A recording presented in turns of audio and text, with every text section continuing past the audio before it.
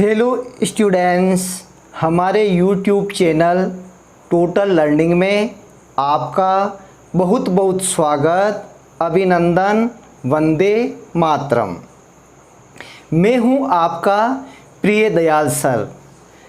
आज के इस वीडियो में मैं आपको पढ़ाने जा रहा हूं इंग्लिश ग्रामर।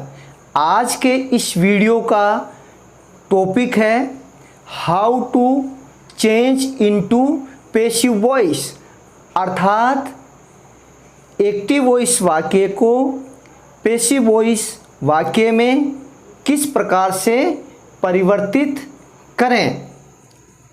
प्रिय विद्यार्थियों, चाहे आप किसी विद्यालय में पढ़ रहे हो, चाहे आप किसी कॉलेज में पढ़ रहे हो, या आप नौकरी प्राप्त करने के लिए किसी कॉम्पिटिटिव एग्ज़ाम में अपियर हो रहे हो, आपके लिए आज का ये टॉपिक बेहद इम्पोर्टेंट है।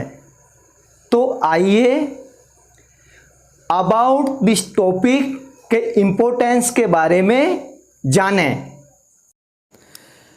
अबाउट टॉपिक में फर्स्ट पॉइंट इसके इम्पोर्टेंस के बारे में है।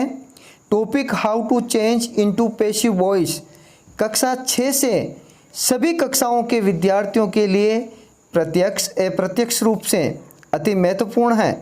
प्रत्यक्ष से मेरा तात्पर्य यह है कि स्थानीय अथवा बोर्ड परीक्षाओं में इस टॉपिक से संबंधित डायरेक्ट प्रश्न पूछे जाते हैं, तथा अप्रत्यक्ष से मेरा तात्पर्य कि प्रत्येक कक्षा के इंग्लिश सिलेबस के कंपोजिशन सेक्शन में शामिल letter writing, report writing, paragraph writing, essay writing, precis writing, speech writing इत्यादि में भी पैसिव कंस्ट्रक्शन की जानकारी होना बेहद ज़रूरी है। दूसरा पॉइंट यह है कि ये टॉपिक कॉम्पिटिटिव एग्जामिनेशन में भाग लेने वाले प्रतियोगी परीक्षार्थियों के लिए भी बहुत अधिक महत्व रखता है।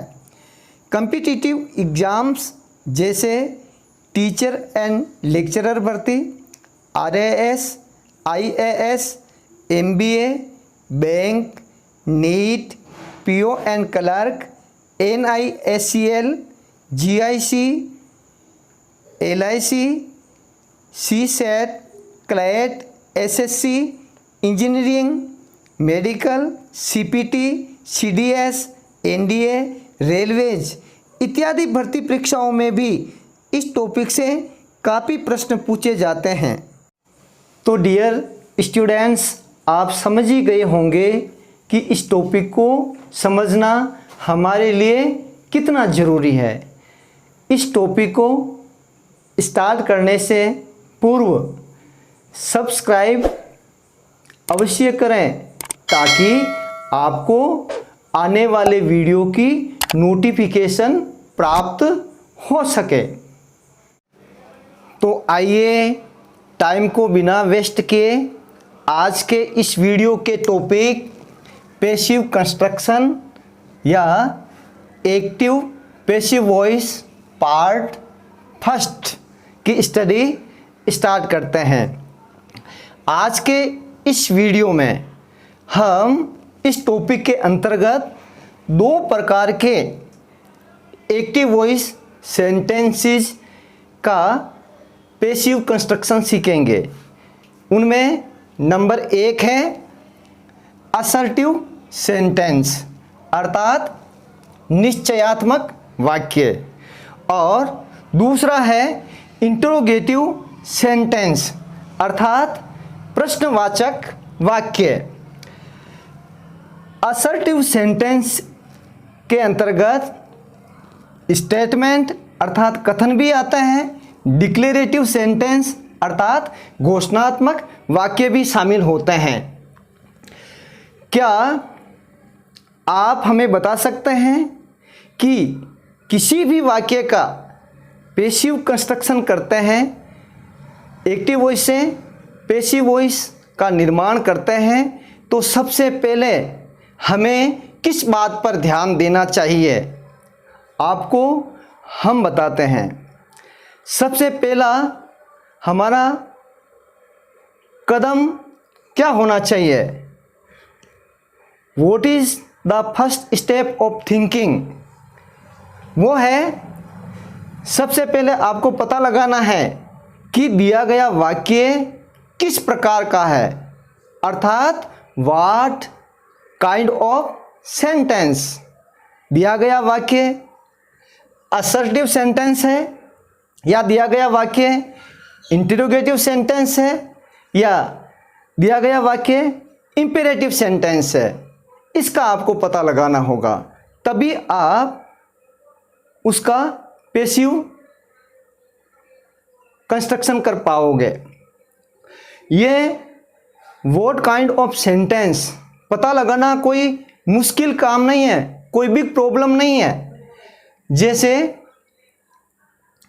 किसी वाक्य की शुरुआत सब्जेक्ट अर्थात कर्ता क्रिया का संपादन करने वाले से होती है और उसके बाद में हेल्पिंग वर्ब या वर्ब का प्रयोग किया हुआ होता है, तो हम कह सकते हैं कि ये वाक्य असर्टिव सेंटेंस है। जैसे यहाँ पर 3 वाक्य दे रखे हैं, आई राइट ए लेटर, दूसरा वाक्य है Ram gave me a book, और तीसरा वाक्य है they did not write letters. इन तीनों ही वाक्यों में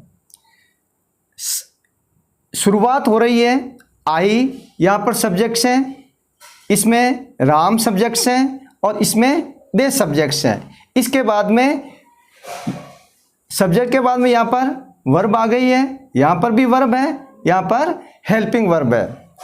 तो यह असर्टिव सेंटेंस का पता लगाना बिल्कुल ही आसान है। असर्टिव सेंटेंस की शुरुआत सब्जेक्ट से होती है, उसके बाद में वर्ब या हेल्पिंग वर्ब आती है। और प्रश्नवाचक वाक्यों का आप कैसे पता लगाएं?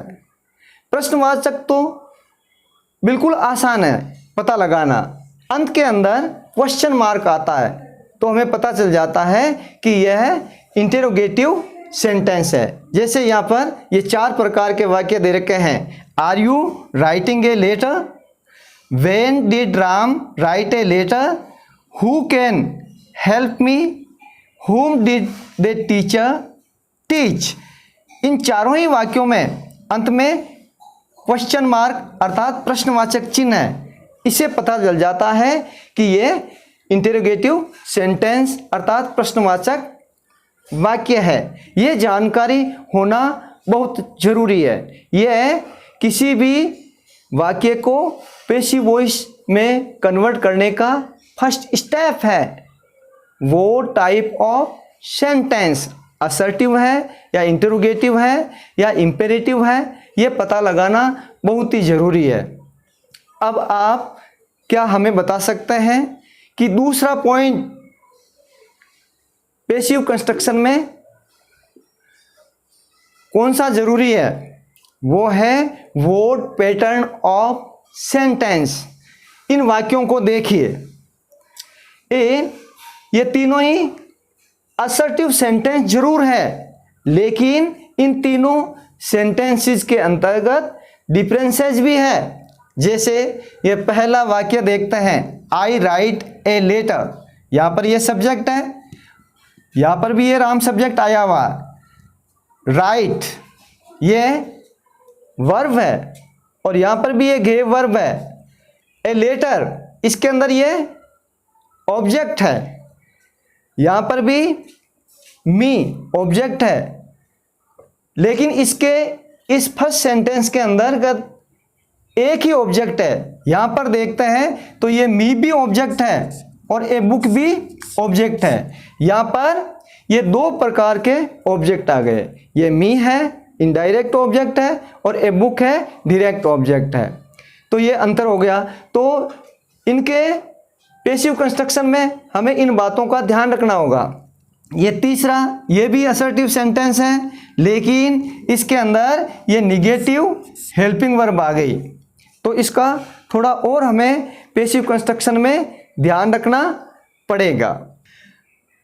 तो देखिए यहाँ पर ये असर्टिव सेंटेंस है, इनको हम 3 कैटेगरीज के अंदर बांट सकते हैं। इनका क्लासिफिकेशन 3 भागों के अंदर कर देते हैं। इसके अंदर एक ही ऑब्जेक्ट है तो इसको कहेंगे सिंगल ऑब्जेक्ट।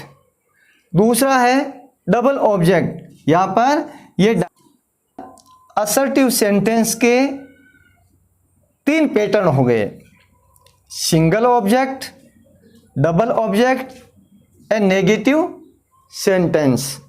इन तीनों के अलग अलग हम नियम देखेंगे।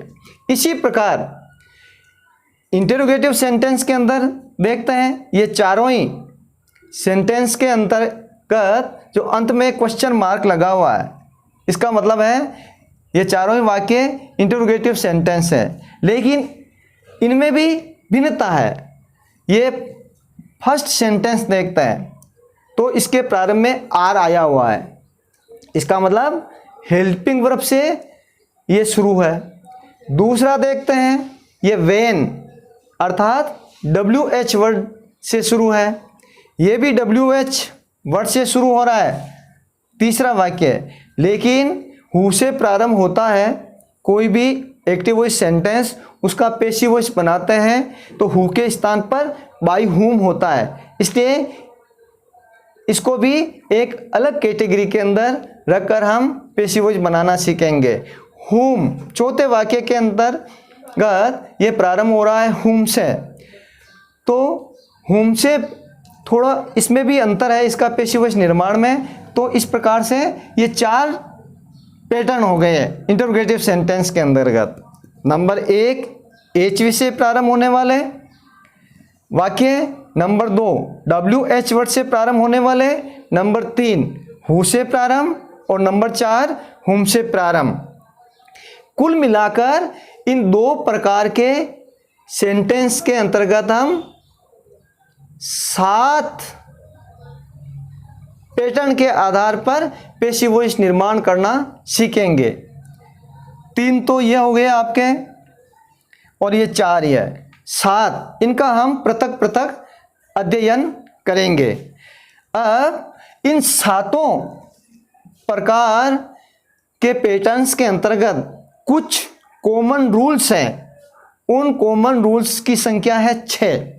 देन लेट्स गो इन 6 कॉमन रूल्स को डिटेल में समझने का प्रयास करते हैं।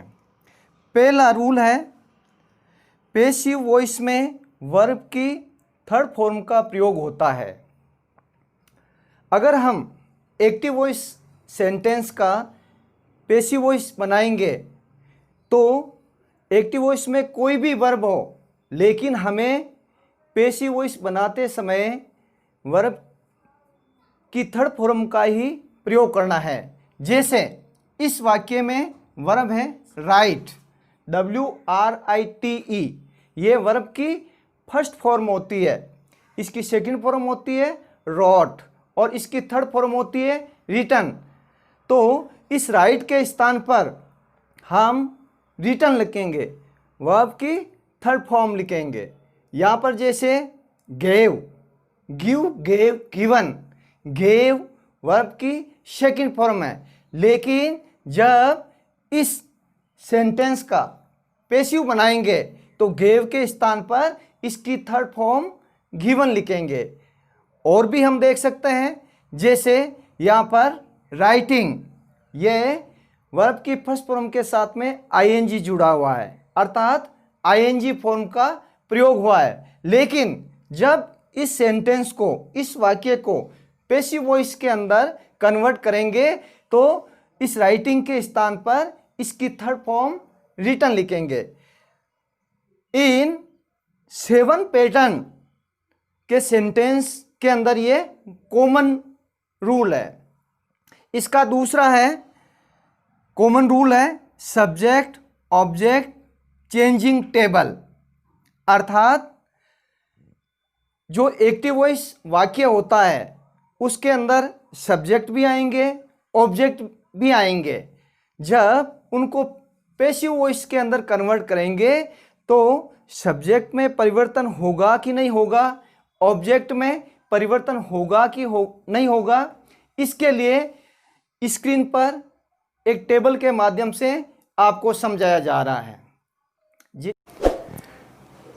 अगर एक्टिव वॉइस सेंटेंस में सब्जेक्ट आई है तो उसको मी में कन्वर्ट करते हैं, और अगर एक्टिव वॉइस सेंटेंस में ऑब्जेक्ट मी है तो पैसिव वॉइस बनाते समय वो आई में कन्वर्ट हो जाता है। इसी प्रकार से वी को अस में और अस को वी में। इसी प्रकार से अगर सब्जेक्ट यू है तो उसका ऑब्जेक्ट में परिवर्तन यू ही होगा, और अगर ऑब्जेक्ट यू है तो उसको सब्जेक्ट में परिवर्तन करेंगे तो वो भी यू ही होगा।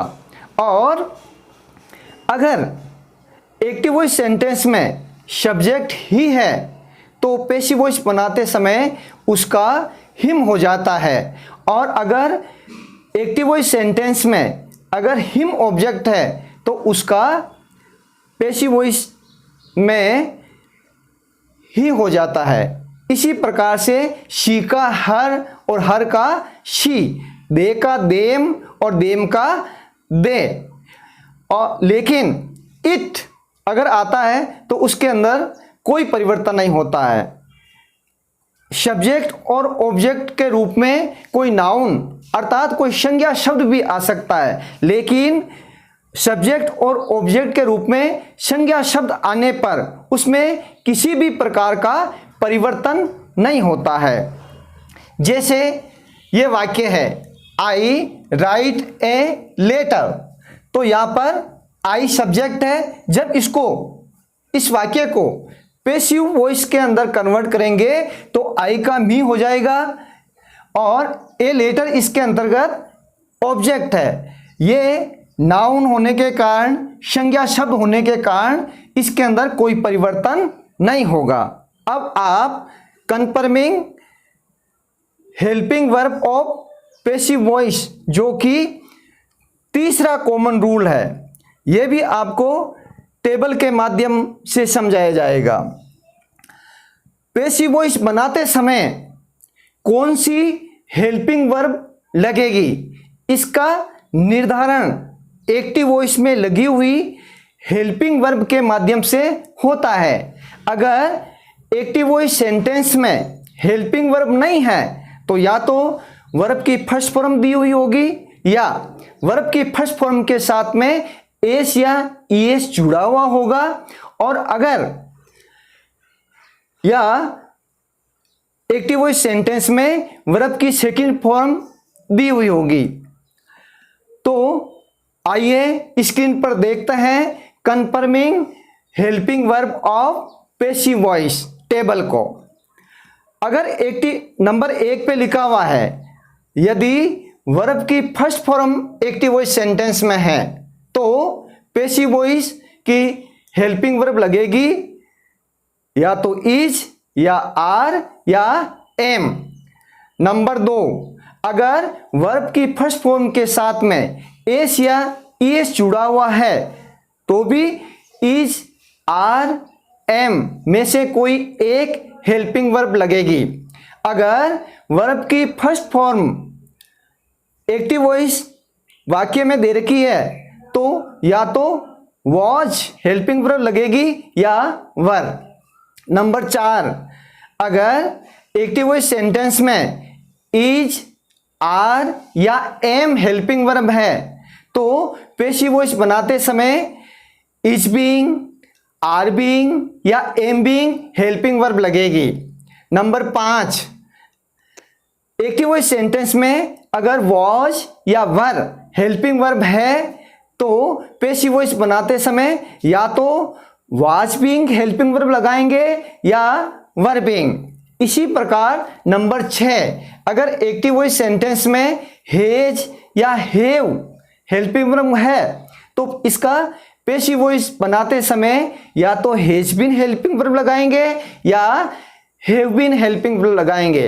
इसी प्रकार से नंबर 7, अगर एक्टिव वॉइस सेंटेंस में हेड हेल्पिंग वर्ब है तो पेशिव वॉइस बनाते समय इसका हैड बीन हो जाएगा। नंबर 8, अगर एक्टिव वॉइस सेंटेंस में विल या शैल हेल्पिंग वर्ब है तो पेशिव वॉइस बनाते समय इसका विल बी या शैल बी होगा।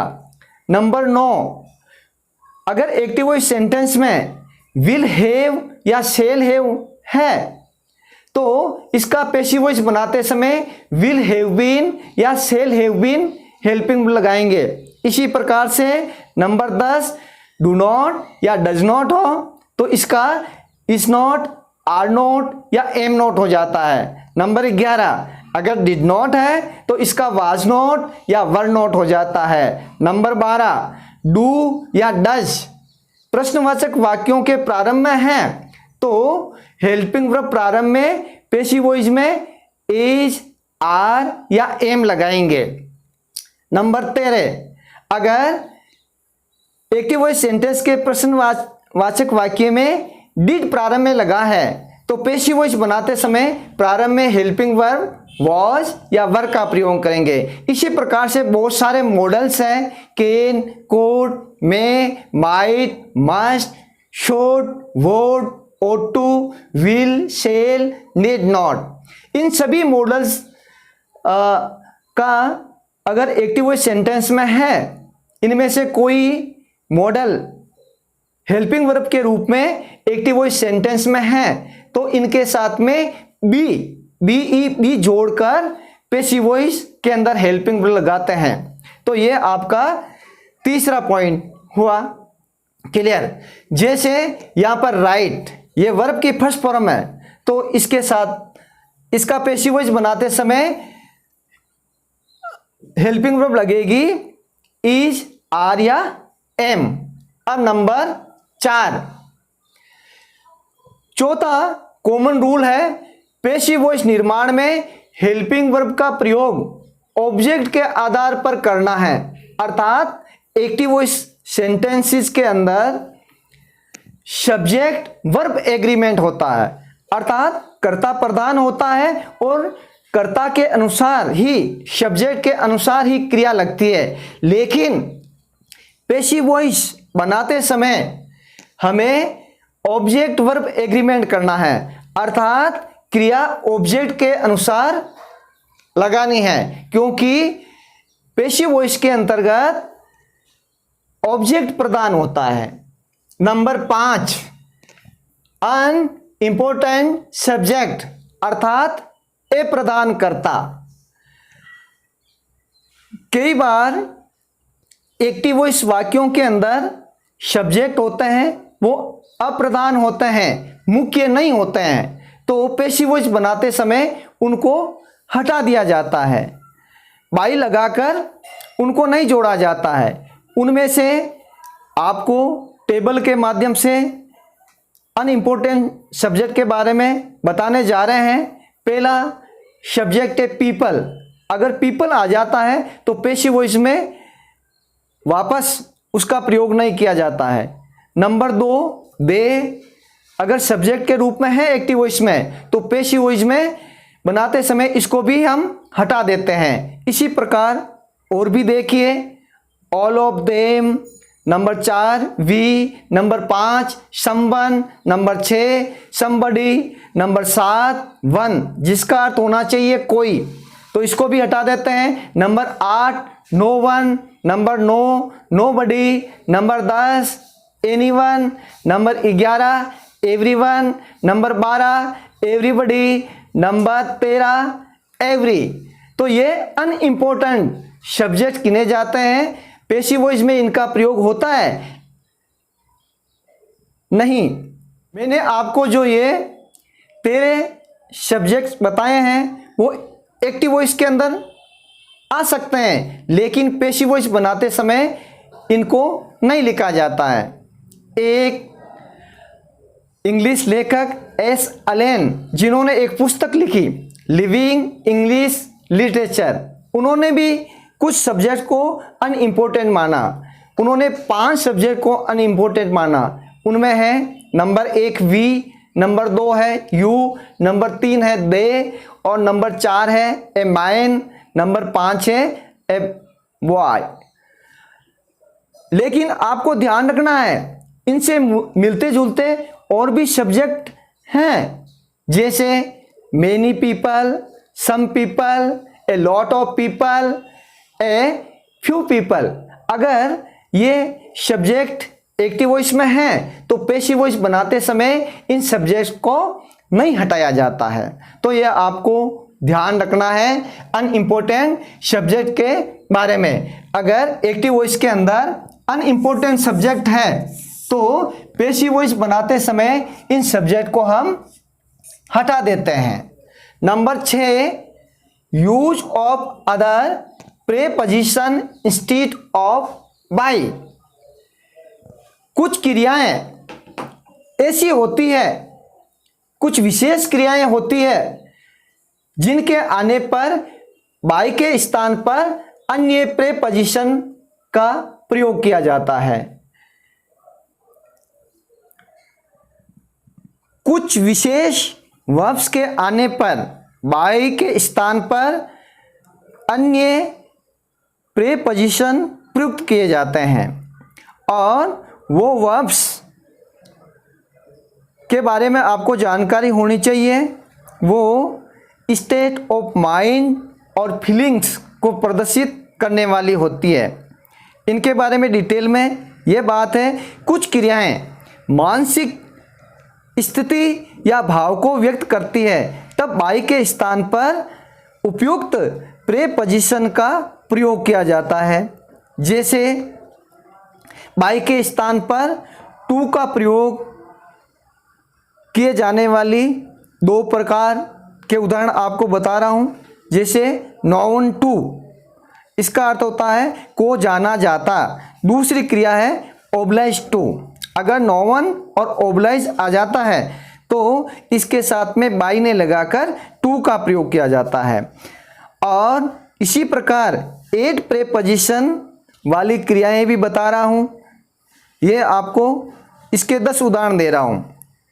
Amazed at, annoyed at, startled at, vexed at, surprised at, shocked at, alarm at, disappointed at, displeased at, astonished at. ये 10 क्रियाएं हैं।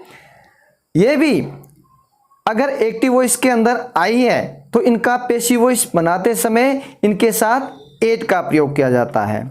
इसी प्रकार से विद प्रेपोजिशन वाली भी कुछ क्रियाएं आपको बताने जा रहा हूं। जैसे decorated with, filled with, satisfied with, pledged with, disgust with, impressed with. ये क्रियाएं आ जाती है तो बाय के स्थान पर विद का प्रयोग होगा। इसी प्रकार इन प्रेपोजिशन वाली क्रिया है एम्बॉडीड इन, इंटरेस्टेड इन। तो आपको ये क्रियाएं आ जाने पर बाय के स्थान पर पैसिव वॉइस में उपयुक्त प्रेपोजिशन का प्रयोग करना है। Single object. अगर आपने इन 7 काइंड ऑफ सेंटेंस और 6 कॉमन रूल्स इनमें प्रयुक्त होने वाले इनको अच्छी तरह से समझ लिया तो इस प्रकार के एक्टिव वॉइस वाक्यों का पैसिव में कन्वर्ट करना आपके लिए बाएं हाथ का खेल होगा। अब हम सिलसिलेवार इनके उदाहरणों को समझने का प्रयास करते हैं। नंबर 1, सिंगल ऑब्जेक्ट का अगर एक्टिव वॉइस सेंटेंस है तो उसको पैसिव वॉइस में किस प्रकार से कन्वर्ट करेंगे। तो सबसे पहले हमें एक्टिव वॉइस सेंटेंस का स्ट्रक्चर समझना होगा, पैटर्न समझना होगा। एक्टिव वॉइस सेंटेंस में सबसे पहले सब्जेक्ट होता है, उसके बाद में हेल्पिंग वर्ब होती है, उसके बाद में वर्ब होती है और फिर अंत में ऑब्जेक्ट होता है। जब इसको पैसिव वॉइस में कन्वर्ट करेंगे तो ये ऑब्जेक्ट है, इसको प्रारंभ के अंदर ले आएंगे और ये सब्जेक्ट है, इसको अंत में ले जाएंगे। और आपको ऐसा करते समय ये सब्जेक्ट ऑब्जेक्ट चेंजिंग टेबल का प्रयोग करना है। फिर हेल्पिंग वर्ब या वर्ब यहां पर आएगी, तो इसमें परिवर्तन करोगे, वो confirming HV of passive voice में दी हुई टेबल का आपको प्रयोग करना है। ये हेल्पिंग वर्ब में परिवर्तन होगा। और आपको ये कॉमन रूल एक में बताया था, यहां पर कोई भी वर्ब हो लेकिन पैसिव वॉइस बनाते समय वर्ब की थर्ड फॉर्म का ही प्रयोग किया जाता है। अब जैसे ये एग्जाम्पल है, आई राइट ए लेटर। अब इसका हमें पैसिव वॉइस बनाना है, तो आई ये सब्जेक्ट है और ए लेटर ये ऑब्जेक्ट है। तो सबसे पहले यहां पर पैसिव वॉइस का देखिए, यहां पर ऑब्जेक्ट आता है, तो ये सब्जेक्ट और ये ऑब्जेक्ट, तो ये ऑब्जेक्ट अंत में है, इसको प्रारंभ में ले आएंगे। अब टेबल के अंदर देखते हैं, ये एक संज्ञा शब्द है, तो इसके अंदर इसको प्रारंभ में लाएंगे, तो इस ऑब्जेक्ट में किसी भी प्रकार का परिवर्तन नहीं होगा। तो ए लेटर, तो यहां पर लिख देंगे ए लेटर। अब ऑब्जेक्ट के बाद में हेल्पिंग वर्ब लगानी है। अब हेल्पिंग वर्ब के लिए यहां देखेंगे राइट, यहां पर वर्ब की फर्स्ट फॉर्म है, तो confirming helping verb of passive voice table के अंदर देखते हैं, तो अगर वर्ब की फर्स्ट फॉर्म है तो हेल्पिंग वर्ब इज आर या एम का प्रयोग करेंगे। तो ए लेटर ये सिंगुलर नंबर है, तो इसके साथ में इज आर एम में से इसका प्रयोग होगा। यहां लिख देंगे एज, ए लेटर एज। फिर ऑब्जेक्ट हो गया, हेल्पिंग वर्ब हो गई। अब यहां पर वर्ब की थर्ड फॉर्म, यहां पर वर्ब है राइट, राइट की थर्ड फॉर्म होती है रिटर्न। और वर्ब की थर्ड फॉर्म का प्रयोग करने के बाद में बाय, ये प्रीपोजिशन का प्रयोग करना है, ये लिख दिया हमने बाय।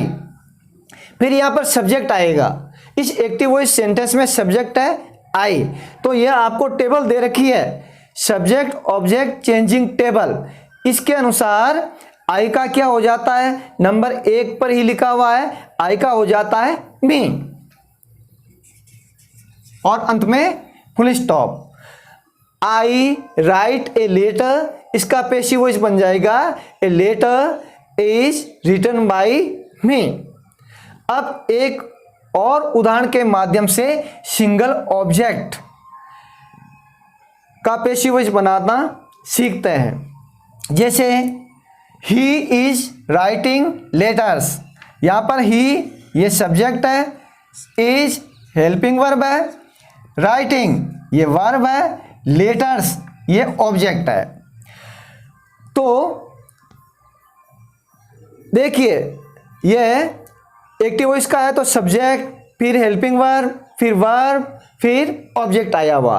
अब इसका पैसिव वॉइस बनाएंगे, तो सबसे पहले क्या आएगा ऑब्जेक्ट, और यहां पर ऑब्जेक्ट है लेटर्स, लेटर्स नाउन है, इसलिए इसमें किसी भी प्रकार का परिवर्तन नहीं होगा, इसको प्रारंभ में ले आएंगे लेटर्स। अब दूसरी बात, हमें हेल्पिंग वर्ब कौन सी लगानी है पैसिव वॉइस में, तो हम ये 3 नंबर की टेबल देखेंगे, confirming helping of passive voice.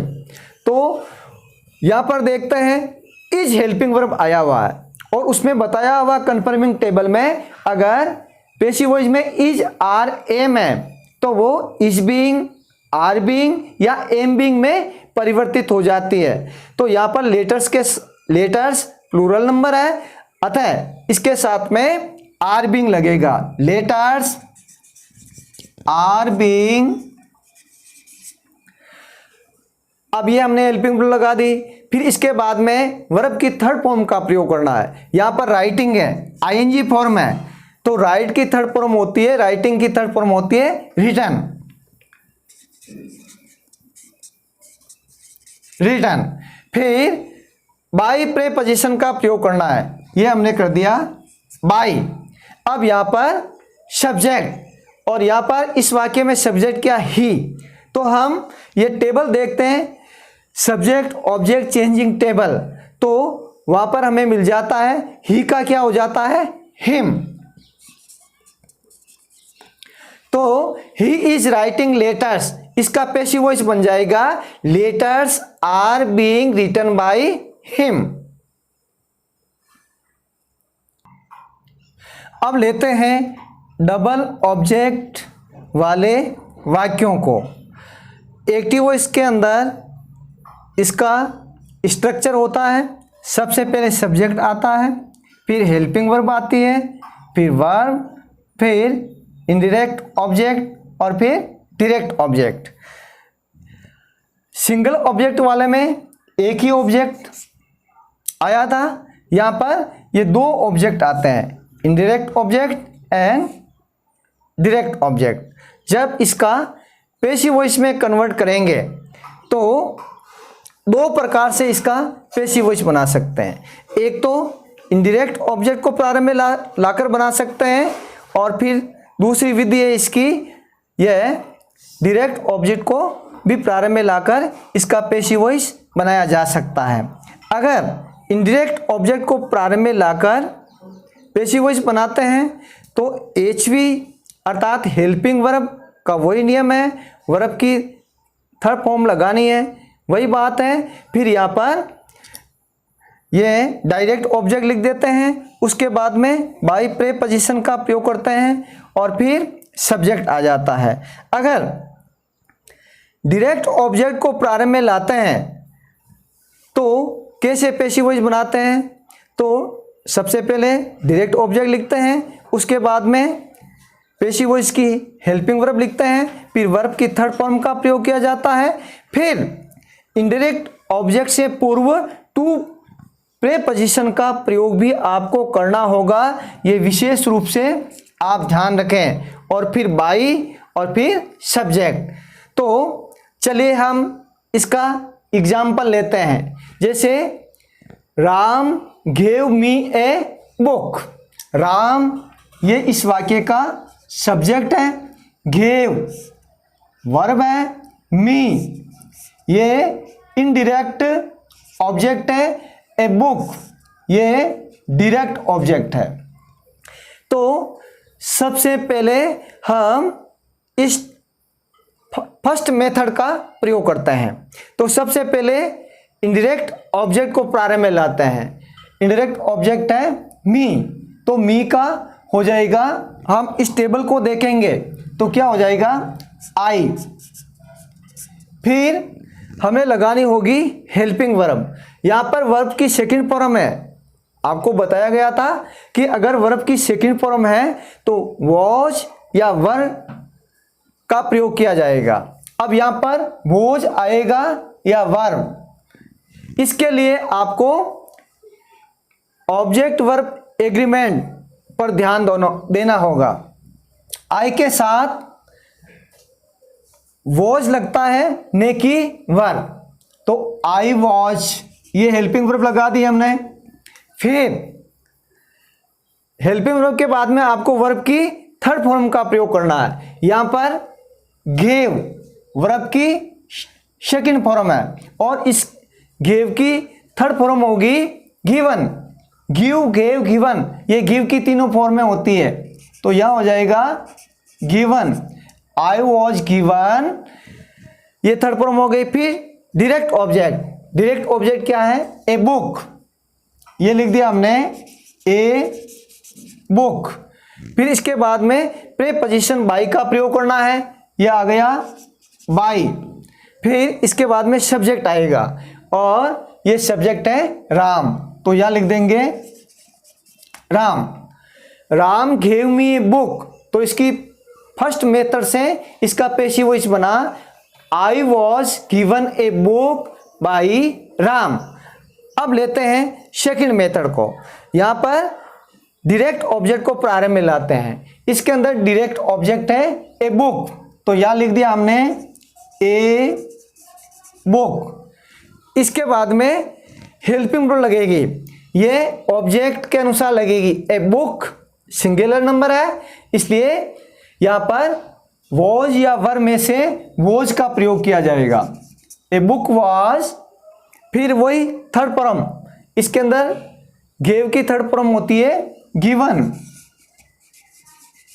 और फिर थर्ड फॉर्म के बाद में टू प्रीपोजिशन लगाना आपको, ये विशेष ध्यान रखना है। अगर आप ये डायरेक्ट ऑब्जेक्ट को प्रारंभ में लाते हो तो यहाँ पर थर्ड फॉर्म के बाद में टू लगाना बेहद जरूरी है। फिर आपको लिखना है इनडायरेक्ट ऑब्जेक्ट, तो यहाँ पर इनडायरेक्ट ऑब्जेक्ट है मी, और फिर बाई, और फिर ये सब्जेक्ट आ जाएगा राम। तो Ram gave me a book, तो इसकी सेकंड मेथड से पैसिव वॉइस बन जाएगा a book was given to me by Ram. अब लेते हैं तीसरे पैटर्न, निगेटिव सेंटेंसेज, नकारात्मक वाक्य। इनका किस प्रकार से पैसिव वॉइस बनाते हैं? तो सेम मेथड है, केवल आपको इतना ही ध्यान रखना है, जो हेल्पिंग वर्ब, यहाँ पर देखना आपको वर्ब या हेल्पिंग वर्ब, उस इसका हिसाब से आपको कंफर्म करना है कि पैसिव वॉइस में कौन सी हेल्पिंग वर्ब लगेगी। और अगर मान लीजिए हेल्पिंग वर्ब 2-3 टुकड़े होते हैं तो आपको ध्यान रखना है जो हेल्पिंग वर्ब का फर्स्ट पार्ट होता है उसके आगे आपको नोट लगाकर फिर हेल्पिंग वर्ब का शेष भाग लिखना है। तो यहाँ पर जैसे ये वाक्य है, example 1, she was not writing a letter, ये एक प्रकार का नकारात्मक वाक्य है। तो सबसे पहले यहाँ पर पहचान करते हैं, शी एक सब्जेक्ट है, ये हेल्पिंग वर्ब है, और ये साथ में नोट लगा हुआ है, ये राइटिंग वर्ब है, ये लेटर ऑब्जेक्ट है। तो सबसे पहले पैसिव वॉइस बनाने के लिए ऑब्जेक्ट को प्रारंभ में लाते हैं, तो यह आ गया ए लेटर, ये लगा दिया। फिर यहां देखेंगे वॉज नॉट, तो ये वॉज है, तो हमने वहां पर देखा था वॉज या वर है, तो इसकी पैसिव वॉइस के अंदर हेल्पिंग वर्ब बन जाती है वॉज बीइंग या वर बीइंग। अब यहां पर नोट भी लगा हुआ है, तो यहां पर हेल्पिंग वर्ब वॉज बीइंग का फर्स्ट पार्ट है वॉज, इसके बाद में हम नोट लगा देंगे और फिर हेल्पिंग वर्ब का शेष पार्ट बीइंग लगाएंगे। A letter was not being, इसके बाद में आपको वर्ब की थर्ड फॉर्म का प्रयोग करना है। यहां पर राइटिंग आईएनजी फॉर्म है, इसकी थर्ड फॉर्म होती है रिटर्न। फिर आपको बाय का प्रयोग करना है, बाय, और फिर सब्जेक्ट, यहां पर सब्जेक्ट है शी, तो हम सब्जेक्ट ऑब्जेक्ट चेंजिंग टेबल को देखते हैं, तो शी का क्या हो जाता है हर। तो she was not writing a letter, इसका पैसिव वॉइस बन जाएगा a letter was not being writing written by her. अब एक और उदाहरण लेते हैं इसी का, they did not write letters, ये इस वाक्य का सब्जेक्ट है और ये did not negative helping verb है और राइट वर्ब है, लेटर्स ये ऑब्जेक्ट है। तो पैसिव वॉइस का स्ट्रक्चर देखते हैं, सबसे पहले क्या आता है ऑब्जेक्ट, और यहाँ पर ऑब्जेक्ट है लेटर्स, तो यहाँ पर सबसे पहले लिख देंगे लेटर्स। लेटर्स के बाद में हेल्पिंग वर्ब लिखनी है आपको, यहाँ पर डिड नॉट का क्या होता है वाज नॉट या वर नॉट, तो यहाँ लिख देंगे हेल्पिंग वर्ब का प्रयोग कर देंगे वाज नॉट। फिर यहाँ पर आएगी वर्ब की थर्ड फॉर्म, राइट की थर्ड फॉर्म होती है रिटन। फिर बाई लगाकर सब्जेक्ट लिखना है, लेकिन यहां देखते हैं ये द, आपको बताया था कॉमन रूल के अंदर दे एक अनइम्पोर्टेंट सब्जेक्ट है, अतः यहां पर बाई लगाकर इसका देम नहीं लिखा जाएगा, तो ये ध्यान रखना है। तो दे डिड नॉट राइट लेटर्स, इसका पैसिव वॉइस हो जाएगा लेटर्स, सॉरी यहाँ पर वो लेटर्स प्लूरल नंबर है, तो अब इसका ऑब्जेक्ट वर्ब एग्रीमेंट होगा वर, यह आपको ध्यान रखना है, वर हो जाएगा। अब नंबर 4 लेते हैं, हेल्पिंग वर्ब से प्रारंभ क्वेश्चन। ये इंटरोगेटिव सेंटेंस अब प्रारंभ हो चुका है और इसको हम नेक्स्ट वीडियो के अंदर पढ़ेंगे। मुझे आशा ही नहीं पूर्ण विश्वास है कि इस टॉपिक से आपको एक्टिव वॉइस वाक्यों को पैसिव वॉइस में बदलने के लिए काफ़ी सहायता मिलेगी। प्रिय विद्यार्थियों, ये वीडियो आपको कैसा लगा कमेंट बॉक्स में ज़रूर लिखें। इस वीडियो को अपने मित्रों के साथ शेयर ज़रूर करें।